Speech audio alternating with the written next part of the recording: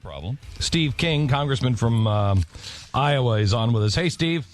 Hello. How are you doing, Glenn? I'm very good. I saw this picture from Mike Lee. It's up on the Blaze, and he put it on his Facebook.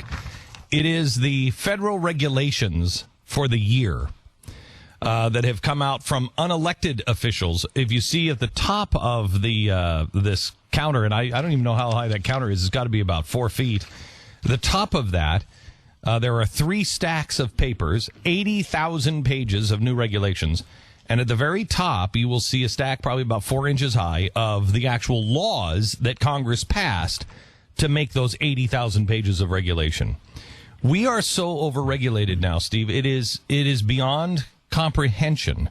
We don't need a do-nothing Congress anymore because the administration has taken to regulation like nobody's business. That's an astonishing thing. I'm going to have to open up Senator Lee's website and take a look at that. I didn't know the number either. Obamacare itself is supposedly around 11,000 pages, and the balance of that comes from a lot of other things. You know, I've long been making an issue out of regulations, and we passed legislation out of the House a year or two ago called the REINS Act that requires any regulation that has more than $100 million impact to be, before it could have the force and effect of real law, which it does, that it has to come back before the Congress for an affirmative vote. I've supported that. It wasn't good enough for me. I have a bill that sunsets all regulation, and it does 10% of the regulations per year. The agencies have to choose those regulations, offer them to Congress, and if they're not reauthorized, if they're not voted with an affirmative vote out of the House and Senate, then they expire. Essentially, it sunsets all regulations, but it does so incrementally over a 10-year period of time. I think that's where we need to go, because all of these regulations are designed to give an agency the responsibility of Congress, because Congress didn't want to have the heat and take the heat for those rules. What's happening with the immigration bill? Well, it seems to me that it's slowed down some here, but last week when John Boehner talked about bringing out his immigration principles, I don't know why anybody would promise they're going to bring out principles, and why not just bring them out if that's what you're going to do? So it would say to me that he's not yet decided what he wants to try. I'm concerned that our retreat, that we will go back, all of us together here in a couple of weekends and deliberate on how we're going to try to run this House of Representatives over the next year. I'm concerned that they will try to set up a stampede and try to get the members to get behind some form of immigration change. But they will. And, Glenn, there's nothing that they can move through the House of Representatives, including a border security bill, that has any chance of getting to the president's desk for a signature without amnesty also attached. So, therefore, we need to sit back and tell the president, you know, that you created Obamacare. Why don't you spend any talents you might have trying to fix that monstrosity and leave the immigration to somebody that actually respects the rule of law? I think that with the way that Obamacare is shaping up now, and with what people will really see in the next 2 years, unfortunately, we've delayed many things, but the American people won't really see what's happening for yet another couple of years. This government is going to be in real trouble, because the American people, when their jobs are really truly affected, when their health is affected, when their privacy is affected, I don't understand how the GOP thinks they're going to win. And I don't either. And I'm looking at this Obamacare piece. We voted a lot of times to repeal it. I wrote the first repeal bill, and I brought the first language to cut off all funding to Obamacare. I wrote that clear back during the lame duck session and in 2010. But we've reached this point now where it's pretty clear that at least in the next year we're not going to be able to cut off all funding to Obamacare. Does it mean anything that the GOP in Arizona censured John McCain over the last weekend? I missed that, Glenn. Yeah, they overwhelmingly voted to censure him, basically saying that everything that he says he's for, he never goes to Washington and actually does, and he's lied to us and misrepresented us, and misrepresented himself to us, and doesn't stand for our principles. Does that mean anything to a senator or a congressman? I have to take a deep breath when I hear that, Glenn. That means something to me. It's a strong Republican legislature in Arizona. I know some of those folks, and the ones I know are good people. And I think about John McCain's primary with J.D. Hayworth and all of the emphasis that he put on building the fence on the border. Oh, yeah. Never any move on that afterwards. It does become very clear that his political positions, at least on immigration, seem to be not based upon conviction, but based upon political expediency and a bit of the folks he gets along with in the United States Senate. I think that's been very troubling to me. Occasionally, and he gets way out front on foreign policy. Occasionally, he gets some of that right. And so he should. He's had a lot of time in that. I'd want to go back and read that resolution, but that causes me to take a deep breath. It really does. Congressman King, you mentioned the fence that was supposed to be built by law, shall be built, and I think that was made law in 2006. Duncan Hunter. And it has never been built, to my knowledge. Last we heard, it was like 5% completed, and that was when the president called it mostly done.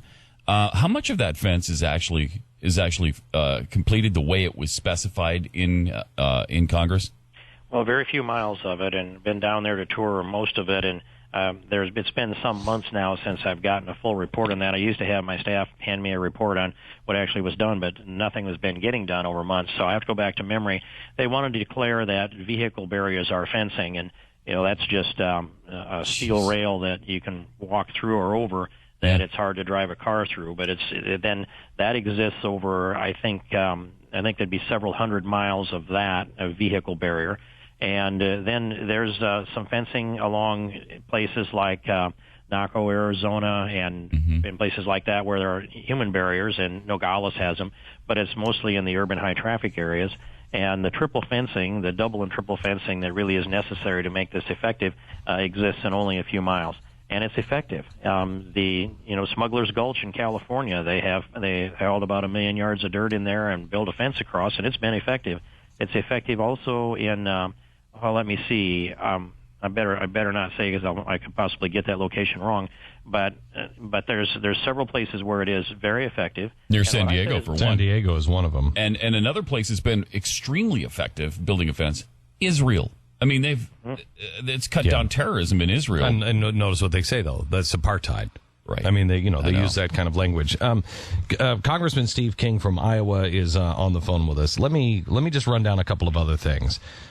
You just got back from Egypt. Al-Qaeda is now has more territory than they ever have. There's a new leader, Al-Shabaab or Al Baghdad. It's al-Baghdadi is his last name, I think, in Iraq. Worse, they say, than Osama bin Laden. What are you seeing coming in the Middle East and what we have going for us? Well, it's gone against us over all the years of the Obama foreign policy, and I don't think there's any question about that.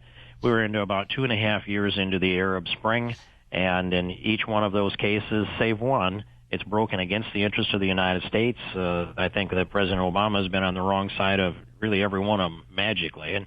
And where you've got the Muslim Brotherhood and radical Islamists, militant Islam there, when President Obama sat the Muslim Brotherhood in the front row in Cairo, when he gave his speech there on June 9th of 2009, that sent a strong message to the Muslim Brotherhood. That helped Morsi take power in Egypt. And, of course, his role there was so abysmal and the signals were so strong that there would never be another election in Egypt that 30 to 33 million Egyptians went to the streets. And now, finally, today and tomorrow, they're voting on a new constitution that I believe reflects the best interest and the will of the Egyptian people. So I'm positive about that part, but I'm also I'm concerned about Al-Qaeda in the Sinai Peninsula. The Egyptians are fighting Al-Qaeda there, and they don't have the resources to do so. When Hezbollah in Lebanon is so powerful there, they openly walk in the streets with their weapons and their military uniforms. We saw that when we went through Beirut. And then in Libya, that civil war has not resolved. The Tripoli is most of the time under the control of the emerging civilian government, but Benghazi is not. Hardly anybody can go into Benghazi. We can't operate in there at all. And so I'm seeing Al-Qaeda and its platform in Iraq is stronger than and it's been since at least the Bush administration.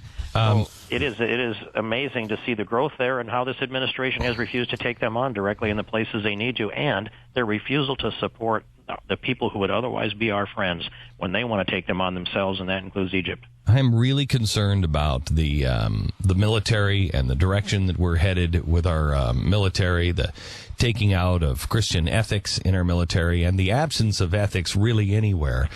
I want to bring into this conversation a bit the idea of what Google has done.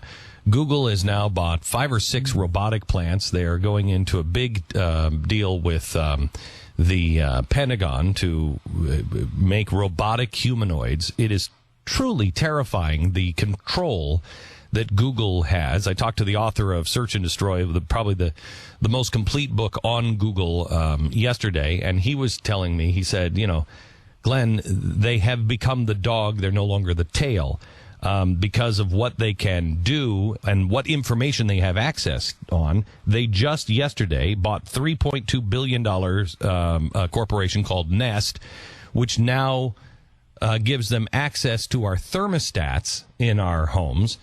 I mean, is anybody ever going to say, hey, a company that has 40% of the world's traffic come to a halt because they go down? Probably we should maybe look at some of the things that they're doing and probably start to cap them a little bit, because they are becoming one of the most evil corporations I've ever seen. And part of that you're talking about, Glenn, is Agenda 21 and the control of our appliances, yes, including our heat and our air conditioning by, some might say, a global Big Brother initiative. And I don't want anybody telling me where I'm going to set my thermostat. I don't want anybody telling me what light bulbs I have to have and which ones I can't have. And I don't want them telling me what the temperature is if my air conditioner is running. That's up to me. And I can make those decisions. I think that technology is going to drive forward.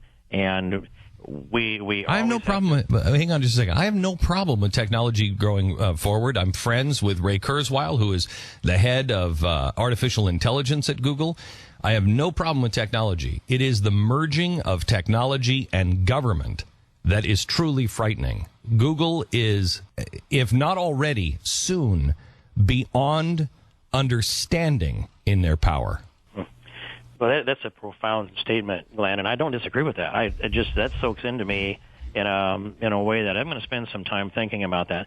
Beyond understanding the complexity and the depth, the capital that they have, the global reach that they have, 40% of the search market share, and then that wealth allows them to have creative initiatives beyond the comprehension of most folks that are on the streets of America today. Congressman, I urge you I would love to bring some real futurists to, for instance, from Yale is Dr. Galertner, who he's at Yale. He's a physicist. He is the guy who wrote the original algorithms that brought us Facebook and Twitter. He's a genius, and no one is listening to him. The warning bell that is being rung, that nobody's looking into the ethics of what's going on this technology that is right around the corner. One last question here. I don't know what happened to Peter King. Maybe he was always a bad guy, but he has taken on the Tea Party, and we've seen the GOP turn around and say, we're going to destroy the Tea Party. How do you see this next election shaping up, the midterms? Well, this next election coming up in 2014 is really going to be focused a lot on the Senate. But I'm listening to Peter King. He seems to have made a pretty dramatic shift in the way he's approached the politics. And he and I get along well personally, and of course, I get the blame for some of the things he does, and he gets the blame for some of the things that I do. But when he decided to take on the Tea Party and to start a PAC that was going to be designed to, I'll say, work in favor of candidates that are opposing Tea Party candidates, that crosses the line pretty far. And I think that he made that decision about the time of the government shutdown. He blamed that on the Tea Party, and so he's been working that direction. He put out some trial balloons on running for president. I haven't seen him in Iowa yet, so I don't know that that's what he's trying to do. But the 2014 elections, if we're going to restore our constitutional foundations, it's going to take a constitutionalist majority in the United States Senate. And I would look at those candidates in those primaries, and I'd challenge them on that.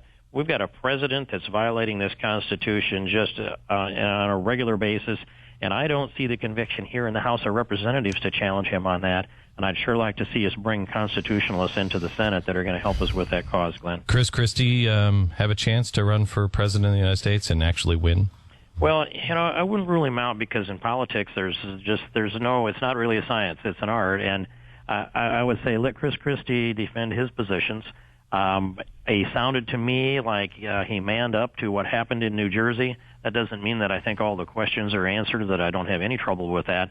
But I'd like to see the ideology compete especially in the early states, Iowa, New Hampshire, South Carolina.